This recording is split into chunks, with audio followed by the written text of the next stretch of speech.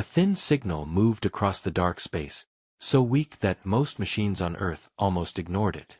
But inside one quiet room of the Deep Space Listening Station, a young operator named Rafi noticed a strange sound. It was not noise. It was not the usual space static. It was something else. He leaned closer to the speaker, and his eyes slowly widened. A broken voice whispered through the static, soft and shaking, as if someone was speaking from a dying world. "Please, help us." Rafi froze. He replayed the signal again and again. The same voice. The same fear. The same message.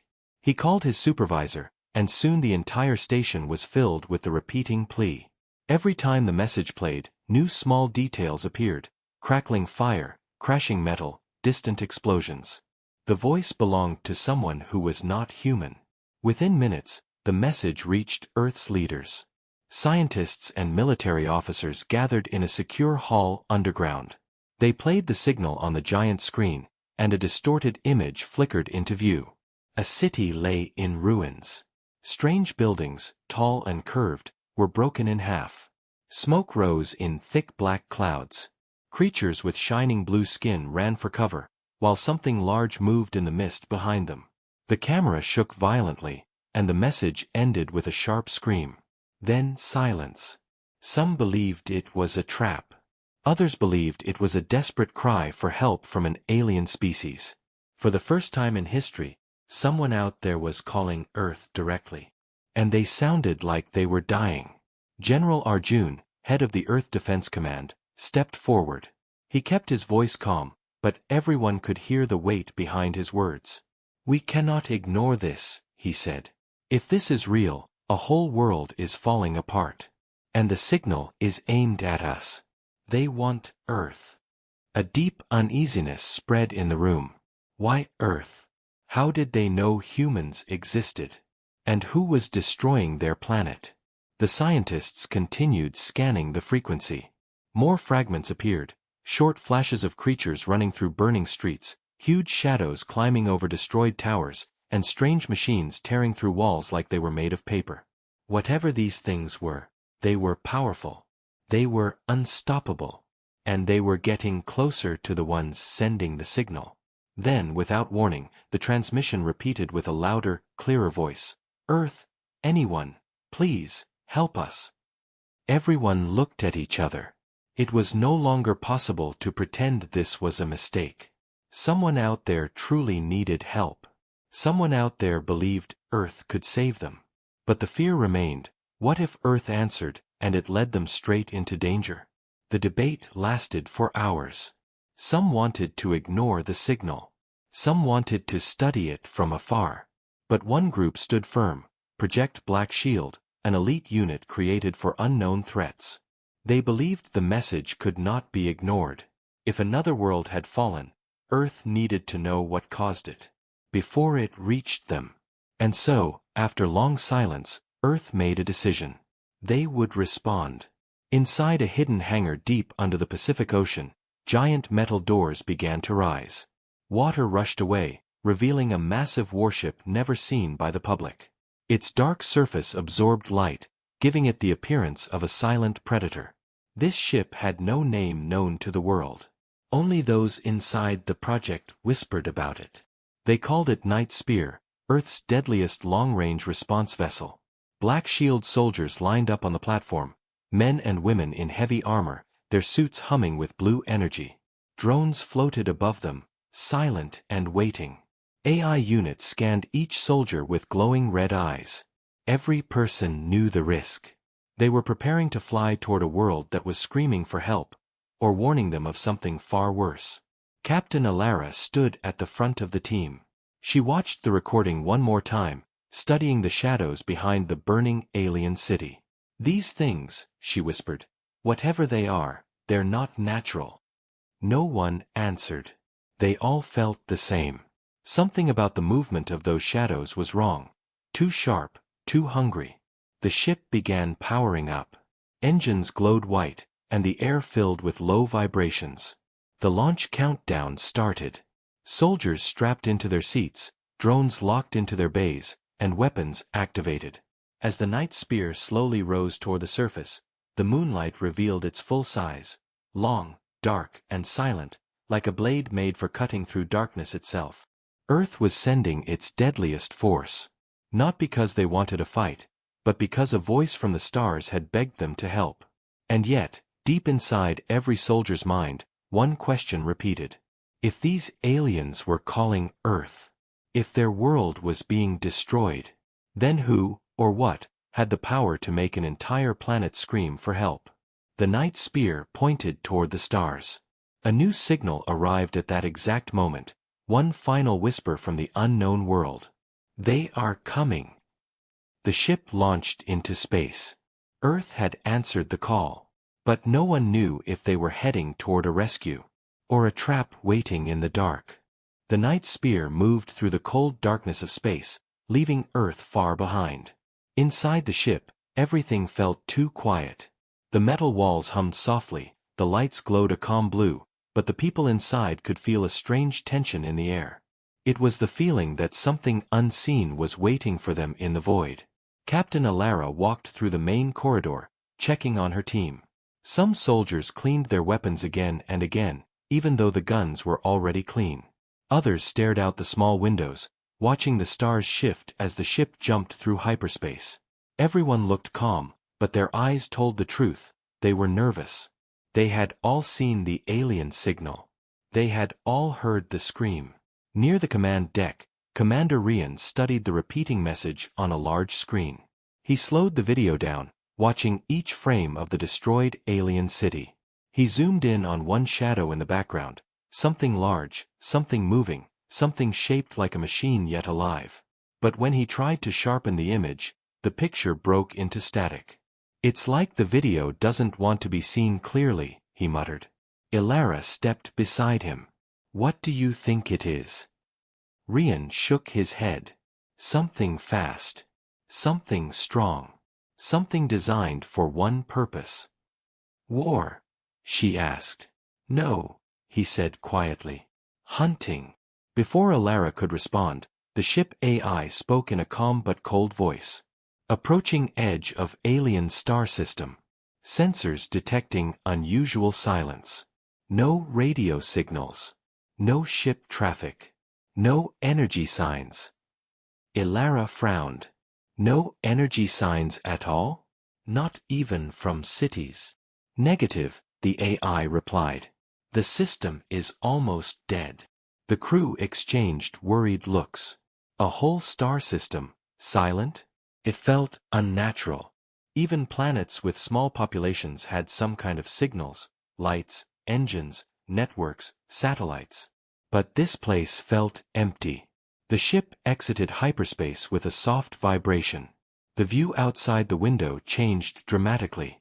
The stars stretched back into normal points of light, and the planet of the distress signal appeared in the distance, blue and green, but wounded. From orbit, dark scars covered the surface. Some areas glowed faintly, as if fires were still burning.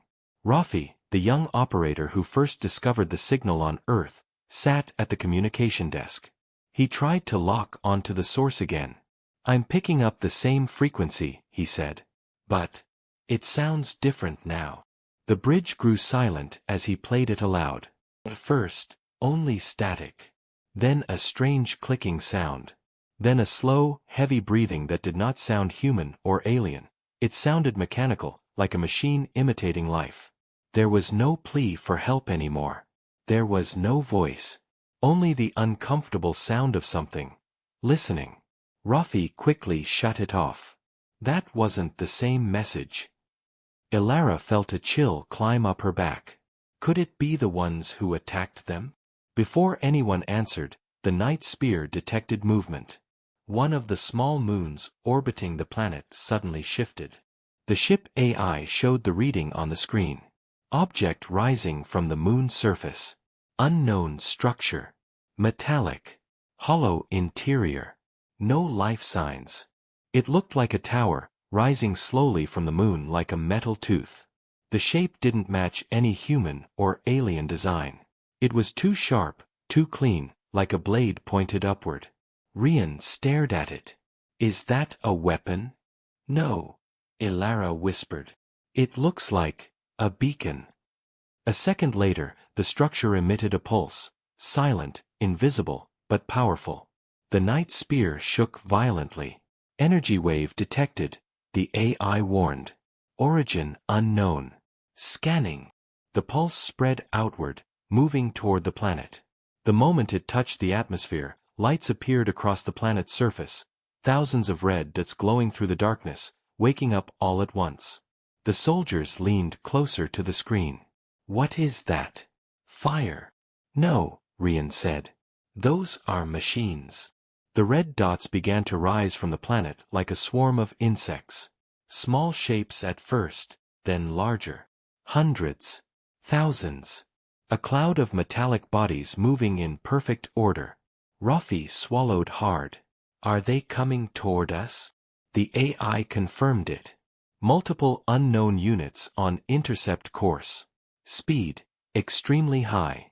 Number, increasing. The crew felt their hearts pounding. The aliens who sent the distress message had not lied. Something terrible lived here. Something that built towers on moons. Something that controlled machines in massive numbers. Ilara stood tall. Power all shields. Prepare weapons. Get drones ready for launch. The Night Spear's engines roared as defensive systems activated.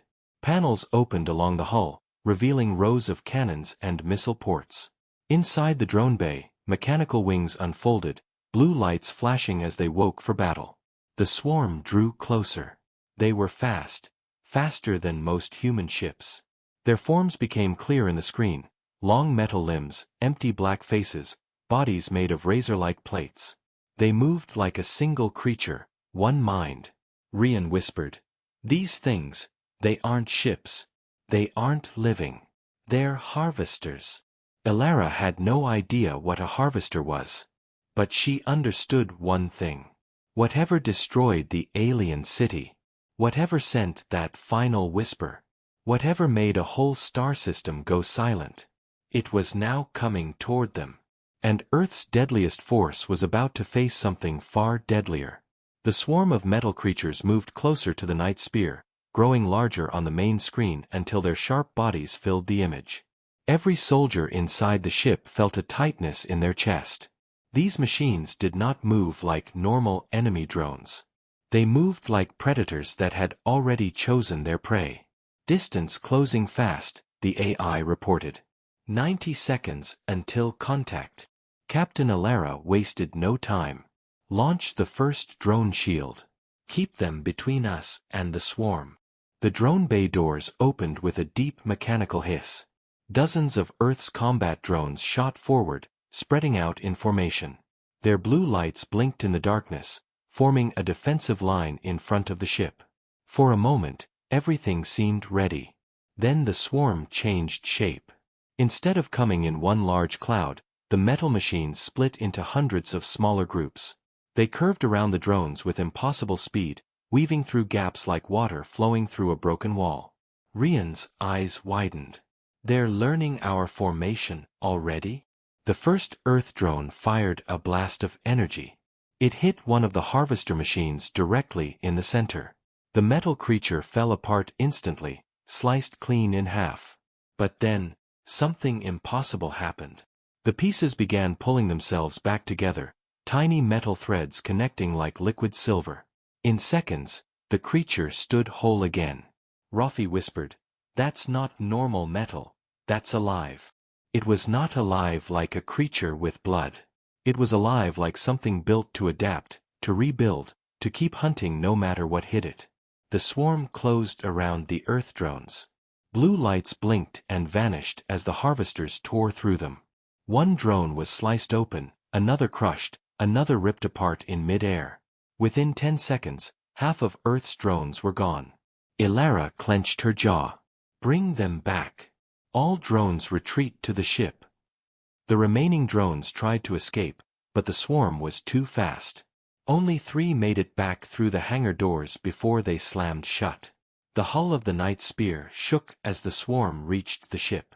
Shields dropping to 60%, the AI announced.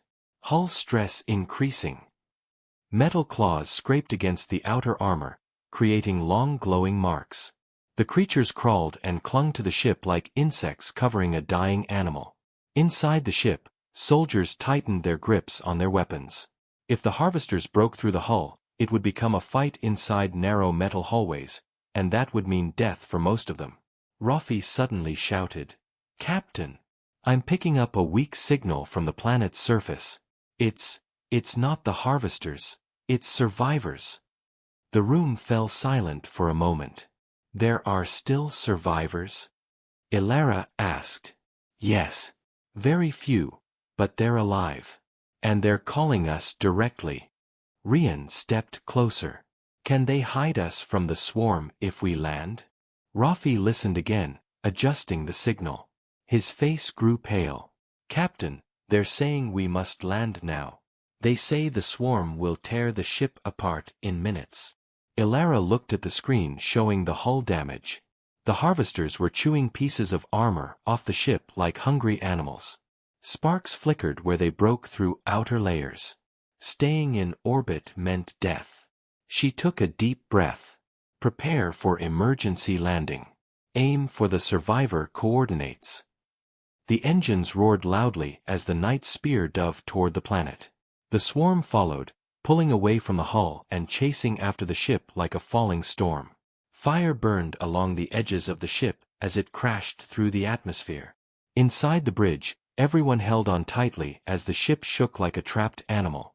"Landing thrusters failing," the AI warned. "Hold it steady," Ilara shouted. The night spear cut through thick clouds and dropped toward a destroyed alien city. Towers broken in half lay across the ground. Smoke drifted upward from collapsed buildings. The world was silent except for the roar of the engines. Finally, with a violent crash, the ship hit the ground. Metal screamed. Lights flickered. Dust exploded into the air. Then everything went still. Alarms beeped inside the ship. "Emergency landing complete," the AI said. "Damage level, severe. Exterior weapons offline." They had escaped the swarm, but only barely. Ilara unstrapped herself and grabbed her helmet. "Open the side doors. All teams, follow me." The doors slid open with a heavy groan. Dust and ash blew inside. The air smelled like smoke and old fire. The city around them looked dead. But then, from behind a broken wall, a small figure stepped out. It was an alien, thin, blue-skinned, wearing torn armor. Its glowing eyes widened when it saw the humans. It raised shaking hands. You came. You heard us." Ilara lowered her weapon slightly. "We're here to help. How many of you are left?" The alien's voice trembled. "Not many. We are the last of my city. The harvesters destroyed everything. But we stayed alive to wait for you." Rian stepped forward.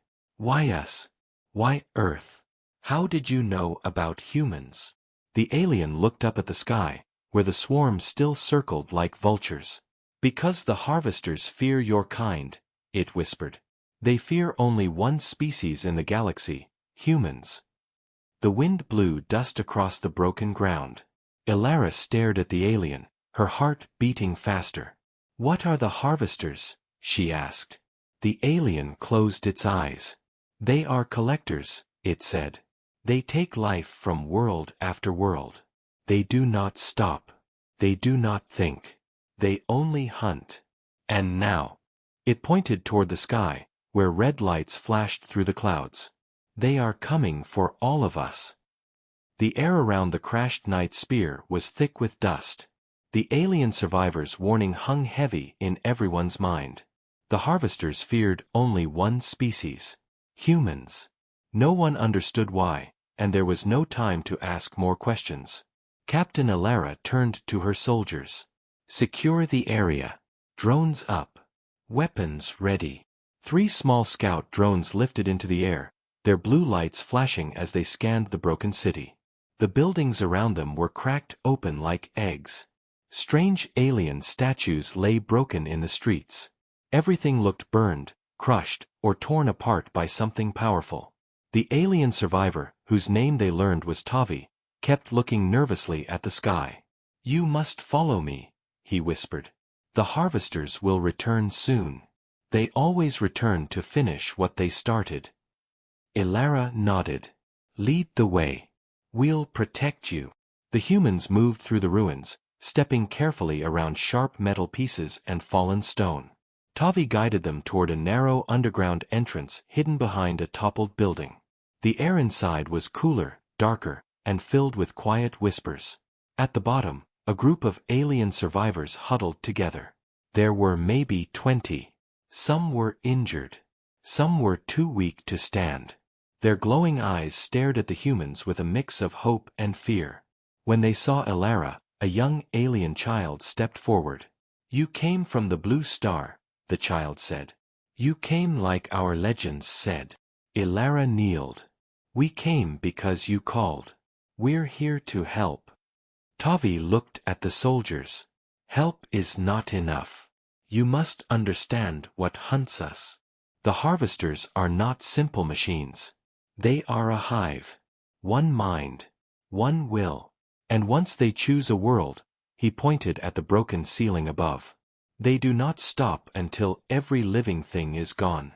The soldiers exchanged uneasy glances. They had already seen how fast the swarm moved. They had seen how the machines rebuilt themselves. But hearing it from someone who survived the destruction made it feel much worse. Rian studied the injured aliens. "How long have you been hiding here?" 3 days, Tavi answered. "Since the attack began.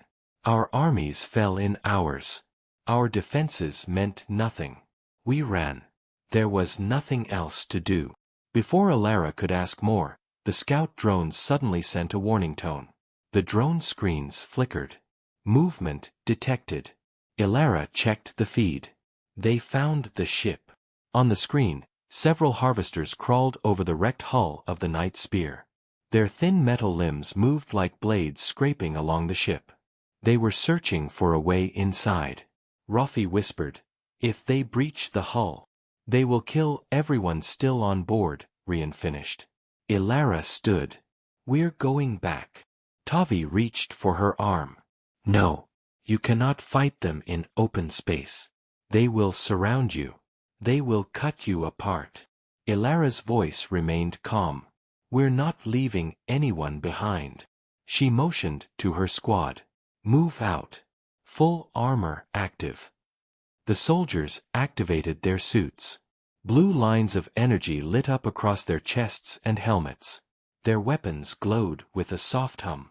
As they rose back into the ruined streets, the sound reached them first, sharp metal scraping, echoing between the walls.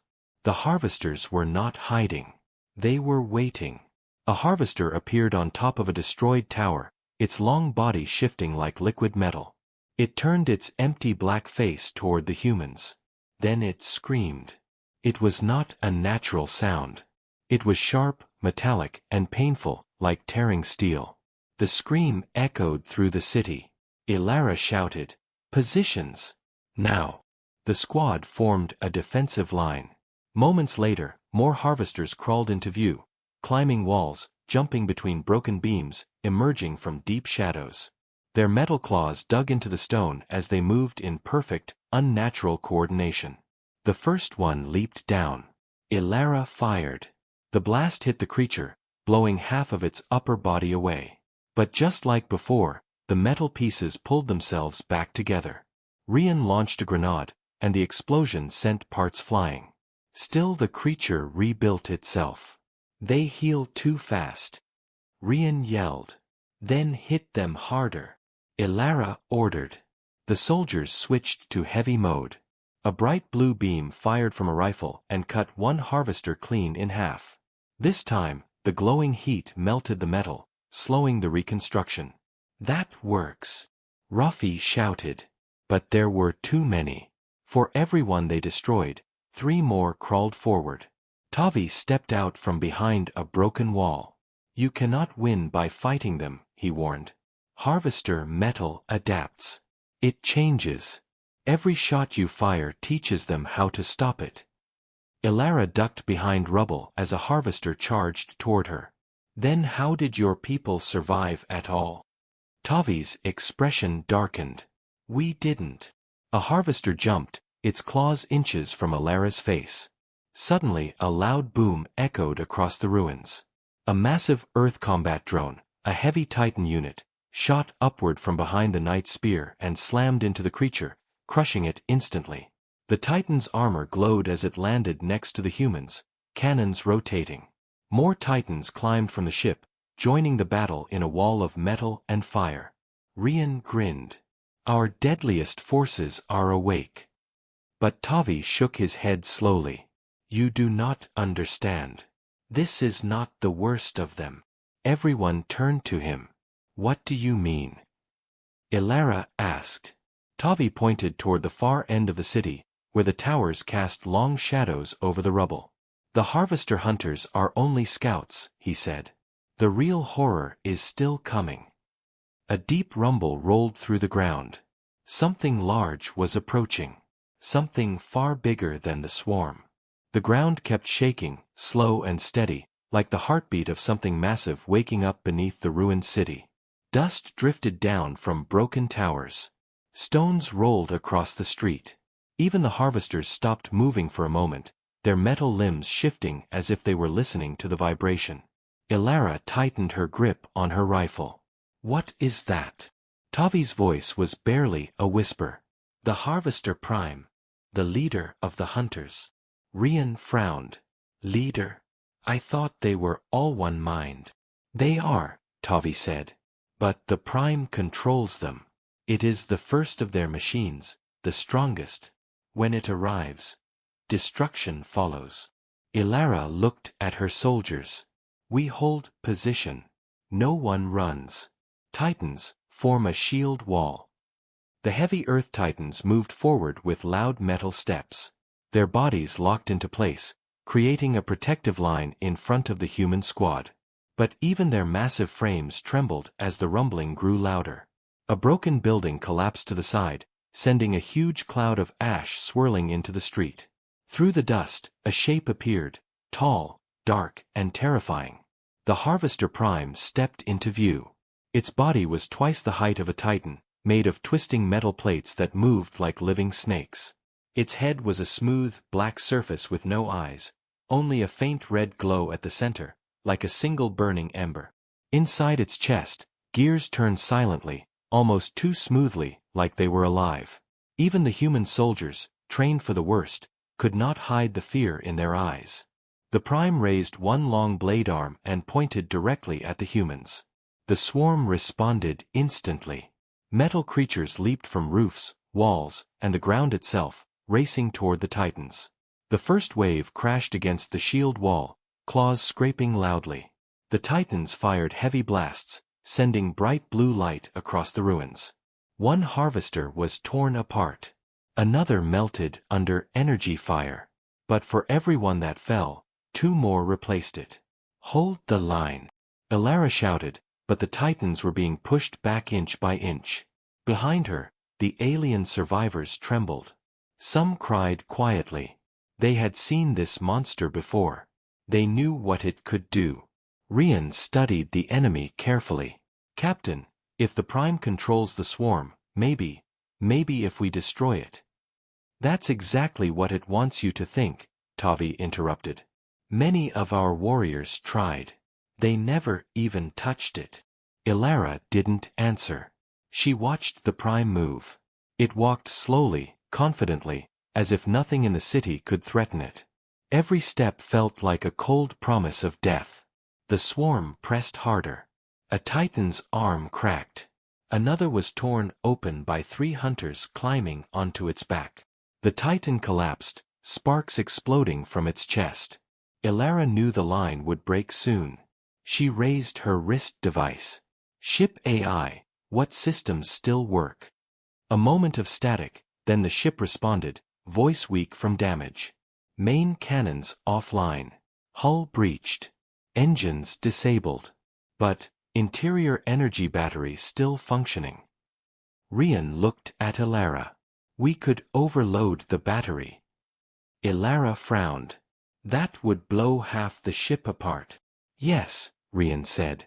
And take the Prime with it, if we can draw it close enough. The idea was insane. Dangerous. Probably fatal. But it was their only chance. Ilara turned to her people. We need to fall back toward the ship. Slow and steady. Titans, cover us. The Titans shifted formation, using their remaining strength to push the swarm back. The humans moved carefully, firing in controlled bursts, keeping the harvesters from closing around them. The Prime watched them retreat. Slowly, it began walking toward the Night Spear too. Tavi shouted after them, "You cannot stop it with explosions. It rebuilds." Ilara answered without looking back. "Not if we destroy it all at once." They reached the edge of the crash site. The Night Spear lay half buried in rubble, smoke drifting from broken vents. The hull glowed red with damage. Sparks fell from the exposed metal. Ilara opened a side hatch. Inside, alarms flashed everywhere.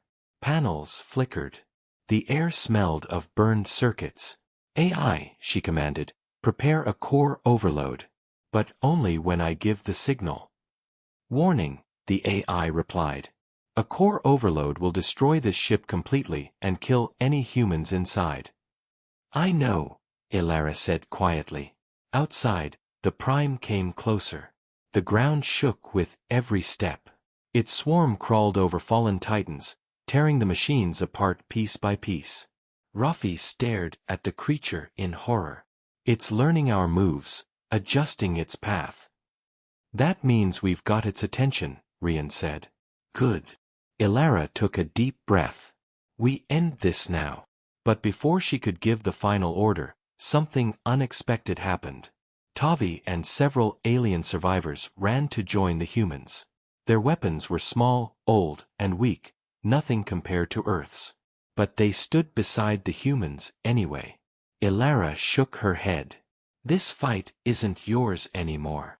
Tavi met her eyes. "Yes, it is. You came for us. Now we stand with you." The Prime stopped moving. It tilted its head, as if analyzing the new formation. The red glow inside its chest brightened. Ilara raised her hand. "AI," she whispered, "begin overload in 30 seconds." Lights inside the ship turned red. The Prime started running. It moved faster than anything that size should move, tearing the ground apart with every step. The swarm followed behind it like a wave of metal death. Ilara shouted, "Hold your ground." Every soldier fired. Every alien survivor fired. The air lit up with beams, explosions, sparks, and screams. The Prime charged through it all. 20 seconds left. 15. 10. The Prime jumped. Its shadow fell over the humans. Its claws reached forward to strike. Ilara opened her mouth to give the final command. And then a massive shockwave blasted across the city, stopping everything. The Prime froze in mid-step. The swarm collapsed to the ground. A new signal filled the air, sharp and powerful. Something else had arrived in orbit. Something even the harvesters feared. The shockwave rolled across the ruined city like a giant invisible hand sweeping the dust aside. Every soldier felt it hit their armor. Stones jumped on the ground. The surviving aliens gasped and covered their ears. Even the harvesters, who never showed pain, dropped to the ground like broken toys. Only Captain Ilara stayed standing, though her knees trembled. She stared toward the sky, where the shockwave had come from. A deep red glow pulsed in the clouds, slow, powerful, unnatural. Rian looked up too. That wasn't from us. And it wasn't from the Prime. The Harvester Prime, frozen mid-air before it could strike, dropped heavily to the ground. Its metal limbs twitched as if confused. Its glowing chest flickered. For the first time since the humans arrived, the Prime looked uncertain. Tavi whispered, "I never saw them stop before. Never." The ground shook again, lighter this time. Not an attack, something descending from orbit. Rafi ran back into the ship and checked the scanners. His voice came over the comm moments later. Captain, something huge just arrived above the planet. It's not harvester tech. And it's not ours.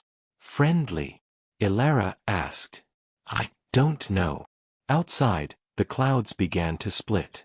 A shadow fell across the city. Slowly, something descended, smooth, silver, and shaped like a giant spearhead. It moved with quiet purpose, almost floating, but the air trembled around it. The alien survivors gasped. Tavi whispered, No, impossible, that is a protector vessel. Ilara frowned. Protector? That sounds good. Tavi shook his head in disbelief. They are from the old Alliance. Our galaxy's ancient defenders. We thought they were extinct. The ship hovered above the ruins. A soft white light shone from its underside, warmer than anything the humans had seen since landing on this dead world. But the Prime reacted instantly. It rose back to its feet with a metallic roar. Its body twisted violently as if trying to resist some invisible force pulling at its circuits. Red energy flared across its armor. Rian raised his gun. Captain, I don't think it likes our new guest. The Prime slammed its claw into the ground. The shock broke the frozen harvesters free. They came alive again, their red eyes glowing brighter, their bodies shaking like animals pushed into a corner. Then, without warning, the protector vessel fired a beam of white light at the Prime. The entire world seemed to explode in silence. No sound, only a brilliant flash that turned the Prime's metal into glowing fragments. For a moment, its body broke into pieces like shattered glass. The swarm screamed mechanically as if linked to its pain. But then something horrifying happened. The Prime began pulling itself back together. Piece by piece. Like before. Tavi fell to his knees. No, no, no. Even they cannot kill it. Ilara raised her rifle. Everyone get ready. They're waking up again. But the swarm didn't attack. The Prime did something new. It looked up at the protector vessel and let out a low metallic pulse, a challenge. The protector vessel responded with a deeper hum. A second beam began to gather at its center, brighter than the first. Rian shielded his eyes. If they fire again, the whole city will be vaporized. Ilara understood. The protector vessel didn't care about survivors. It didn't care about humans. It didn't care about the city. It only cared about destroying the Prime. Even if everything else burned with it. Ilara made a decision immediately. All teams, evacuate the blast zone. Move. The humans and aliens ran through the ruins. Stones crumbled under their feet. The ground vibrated with the growing energy in the sky. The Prime, seeing the new beam forming, roared and sent its swarm upward to attack the protector vessel. Thousands of harvesters rose into the air, forming twisting metal spirals around the approaching beam. They fired red pulses, trying to break it apart. But the white energy only grew stronger. Captain! Rafi shouted over comms. The energy level is rising too fast. If that beam fires, nothing within 5 kilometers will survive. Ilara grabbed Tavi's arm. Where is the nearest shelter? Tavi pointed toward a deep crack in the earth where collapsed tunnels led far below. There. But we must hurry. They sprinted together. The alien survivors followed, limping or being carried by humans. The Titans, damaged but still moving, walked behind them, acting as shields. Above them, the swarm tore around the protector vessel like a red hurricane. Pieces of metal rained down, glowing hot. The Prime leaped onto a broken tower and launched itself toward the sky, claws extended. Its body burned with red energy, trying to reach the vessel before the beam fired. Ilara reached the tunnel and pushed her squad inside. Move, move. Deeper. Inside the dark passage, the heat from above grew intense. Stones cracked. Lights flickered. Then the world turned white. A massive explosion of energy hit the city.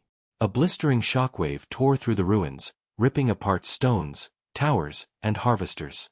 The Prime was blasted out of the air and crashed into the earth like a meteor, carving a deep crater. The protector vessel remained floating, but its silver hull was now scarred and cracked. It had survived, but barely. Dust fell like rain into the tunnels. Everyone held their breath. Outside, the swarm lay still. The Prime lay unmoving, its chest flickering weakly. Ilara peeked out from the tunnel entrance. The battlefield was silent for the first time since they arrived. But then Tavi spoke, fear returning to his eyes. "It is not over." Ilara turned to him. "What do you mean?" Tavi pointed toward the Prime. Its body was repairing itself again, much faster than before. And its chest, the red glow that had weakened, was growing brighter. "Something else woke inside it," Tavi said. "Something older, and far more dangerous." The Prime rose slowly to its feet. The protector vessel powered up again. And Ilara understood the truth. This next fight would decide the fate of everyone left alive. The battlefield lay in ruins. Smoke floated over broken towers, and the ground glowed with heat from the protector vessel's blast. Humans and aliens stayed hidden inside the cracked tunnels, breathing hard, shaking, waiting for the dust to settle. Ilara stepped out first. Her boots crunched over the ash. The air tasted sharp, like burned metal. She raised her rifle, searching for movement. Rian came up beside her. "Captain, look." Across the shattered ground, the Harvester Prime stood again. But it was not the same creature anymore. Its body glowed with deep red lines. Its armor pulsed like something alive was moving under it. 2 extra limbs had grown from its sides, thin, blade-like, flexible. Even its eyes had changed, now burning with a colder light, like they belonged to something ancient. Tavi whispered from behind a broken wall, "This is its final form. The Prime has awakened its core." Ilara didn't blink. "How do we kill it?" Tavi shook his head. "No one ever has." The Prime turned slowly, scanning the battlefield. It looked at the protector vessel, floating above the city with its damaged silver hull. Cracks covered the vessel like spiderwebs. It no longer shined. Its energy core flickered, showing it was weak from the last attack. The Prime raised one of its new arms and pointed at the vessel. A pulse of red energy left its chest, silent, fast, deadly. The protector vessel barely reacted. A thin shield flickered around it for a second, just long enough to soften the blast, but then the shield collapsed. The vessel shook violently. Pieces of silver metal broke off and fell burning toward the ground. Rian grabbed his helmet. "If that ship falls, it will crush half the city." Ilara looked at the sky. "Or worse, it will explode." Inside the tunnels, the survivors felt the shaking. Dust rained on them.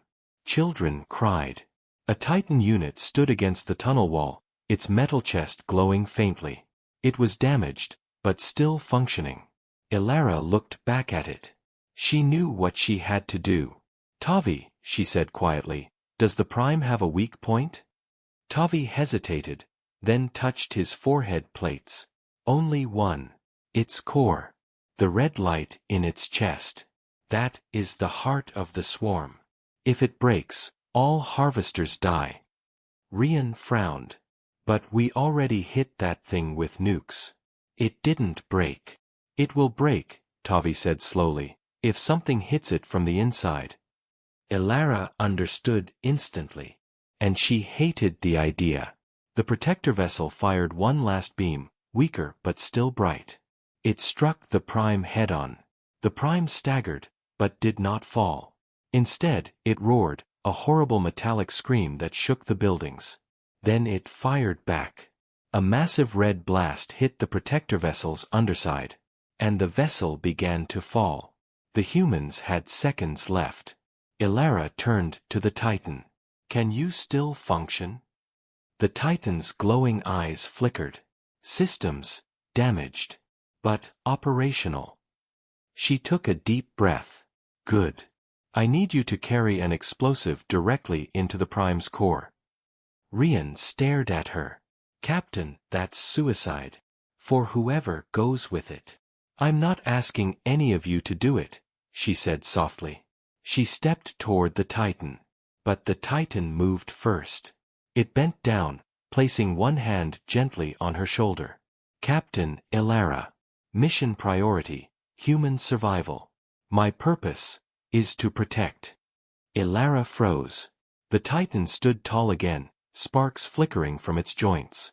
I will go. Tavi looked at the Prime. You must hurry. It is charging its biggest attack. If it fires, everything living here will die. Rafi's voice crackled on comms. Captain. The protector vessel. It's going to crash. Elara made her final call. All units, fall back. Take cover. Titan, follow me. She and the giant machine ran across the burning field. The Prime turned toward them, sensing movement. Its blade arms unfolded, glowing with red plasma. Rian and Tavi provided covering fire, shooting at the Prime's eyes. The alien survivors threw energy grenades they had saved. Even damaged harvesters, confused by their failing network, crawled blindly around the battlefield. The Titan reached the Prime first. It leaped onto the creature, grabbing its armor. The Prime roared and struck the Titan with a blade arm, cutting deep into its metal chest. Sparks exploded everywhere. Elara activated the explosive manually. The device beeped sharply. Titan! She shouted. Now! The Titan grabbed the explosive, pulled open the cracked armor on the Prime's chest, and shoved the device inside. The Prime screamed, a metallic, furious sound that echoed through the broken city. Then the Titan looked down at Elara. Goodbye, Captain. The device detonated. A blinding white light burst from the Prime's chest. The explosion ripped upward, tearing through metal, energy cores, and circuits. The Prime's body twisted violently, breaking apart into burning pieces. The swarm dropped lifeless to the ground like fallen leaves. The protector vessel, burning and broken, crashed into the far side of the city, far enough that it did not crush the survivors. The shockwave passed. Silence returned. Elara stood in the ruins, breathing hard, staring at the place where the Titan had been. Nothing remained except cooling metal fragments and fading red dust. Rian walked up beside her. Is it over? Tavi looked at the fallen Prime. Yes, the swarm is gone. Earth saved us. Elara closed her eyes. The cost had been high, but the survivors lived. Above them, the sky cleared for the first time in years. Sunlight broke through the clouds, warm and soft over the ruins. Earth had answered the call for help, and the galaxy would remember it forever.